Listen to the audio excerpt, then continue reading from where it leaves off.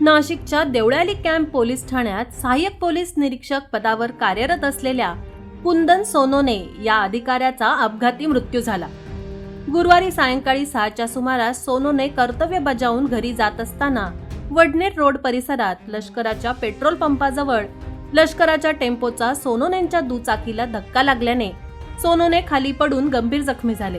लष्करी जवानांनी त्यांना उपचारासाठी मिलिटरी हॉस्पिटलला दाखल केलं असता उपचाराआधीच त्यांचा मृत्यू झाला होता। या घटनेमुळे सोनोने कुटुंबियांसह पोलीस दलावर शोककळा पसरली आहे। अपघाताबाबत अधिक तपास सुरू आहे। दरम्यान मिळालेल्या माहितीनुसार देवळाली कॅम्प पोलीस ठाण्यात मागील 3 महिन्यांपासून API पदावर कुंदन सोनोने कार्यरत होते। दिवसभरातील कर्तव्य बजावून झाल्यानंतर ते गुरुवारी सायंकाळी 5 वाजण्याच्या सुमारास आपल्या दुचाकीने घराकडे निघाले असतानाच वडनेर रोड परिसरात लष्कराच्या पेट्रोल पंपाजवळ सोनोने यांच्या दुचाकीवरील नियंत्रण सुटल्याने ते थेट लष्कराच्या ट्रकच्या चाकाच्या पाठीमागून खाली शिरले। अपघात झाल्याचे लक्षात येताच चालकाने जागीच ब्रेक लावला।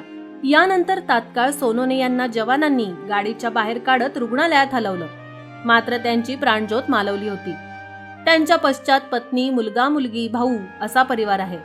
त्यांच्या निधनाचं वृत्त कळताच नाशिक पोलीस दलामध्ये हळहळ व्यक्त करण्यात आली आहे। ते नेहमीच बोला प्रभू असे म्हणत असत, त्यामुळे एक प्रकारे बोला प्रभू आवाज हरपल्याची भावना नाशिक पोलीस दलात व्यक्त होत आहे।